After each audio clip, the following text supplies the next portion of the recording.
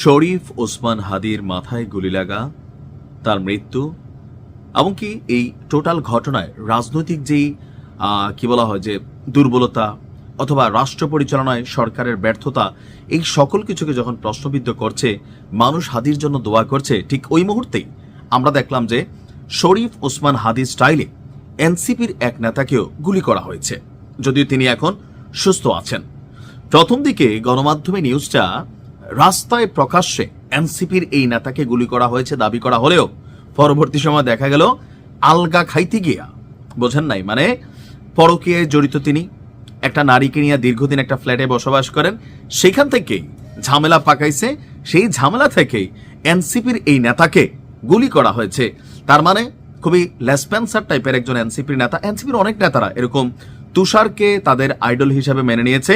তারা আসলে কি বলা হয় যে কে জানি কোন ভাষায় বলছিল, আমি শব্দটা সঠিক প্রয়োগ করলাম না, যে লাগাইতে কি জানি এরকম আছে। যাই হোক দর্শক, কথা বলছি আমরা আজকে যশোরের খুলনার এনসিপির যিনি খুলনা বিভাগের প্রধান মোতালেব শিকদার সকাল 11:45 দিকে গুলিবিদ্ধ হয়েছিল। প্রাথমিক তদন্ত অনুযায়ী পুলিশ বলছে এই ঘটনায় রাজনৈতিক কোনো সংশ্লিষ্টতা বা প্রাসঙ্গিকতা পাওয়া যায়নি। বর্তমানে তিনি শঙ্কামুক্ত আছেন এবং খুলনা মেডিকেল কলেজের সার্জারি বিভাগে চিকিৎসাধীন আছেন। সিটি স্ক্যান রিপোর্টও তার স্বাভাবিক এসেছে।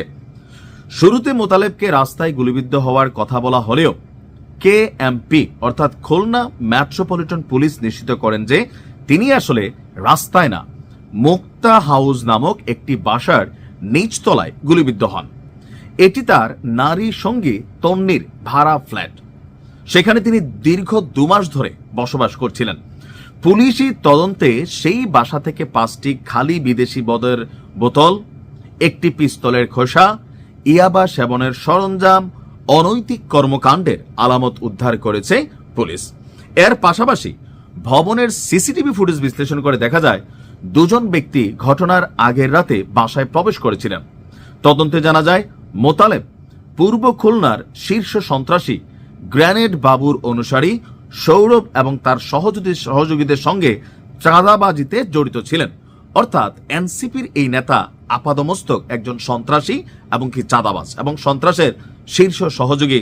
ভাবা যায় এনসিপির মতন একটা দলের যাদেরকে দিয়ে বাংলাদেশ নতুনত্ব চিন্তা করে, সেই দলটির খুলনা বিভাগের প্রধান সে একজন চাঁদাবাজ।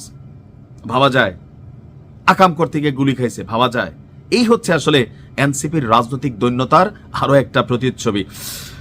বিরোধ এবং চাঁদার ভাগ বাটোয়ারা নিয়ে সংঘাতের কারণেই তাকে লক্ষ্য করে গুলি চালানো হতে পারে। এ ব্যাপারে কেএমপির উপকমিশনার তাজুল বলছেন, প্রাথমিকভাবে রাজনৈতিক কোনো কারণ পাওয়া যায়নি, তবে তদন্ত অব্যাহত রয়েছে। বাসার যিনি মালিক আছেন, ওনার স্ত্রী যিনি আছেন, তিনি বলছেন তন্নি নামক একজন তরুণী বাসাটি ভাড়া নিয়েছিলেন এবং নিজেকে এনজিও কর্মী হিসাবে পরিচয় দিতেন। পরে তার অসামাজিক কার্যকলাপের কারণে বাড়ি ছাড়া নোটিশ দেওয়া হয়েছিল, কিন্তু ছাড়ার আগেই এই ঘটনা ঘটে। অর্থাৎ সেই তন্নিকে এই বাসায় রেখে দিনের পর দিন অনৈতিক কর্মকাণ্ড চালাইতো এই মোতালেব শিকদার। এদের কাছে রাষ্ট্র নিরাপদ হবে? নতুন বাংলাদেশ আপনি এই লাগাইন্না খেলায় দেখবেন। এনসিপির বিভিন্ন জায়গায়, আমি ওই যে ওসমান হাদি মরার আগে একটা কথা বলছিল যে এই জুলাই অভ্যুত্থান হাইজ্যাক হয়ে গেছে।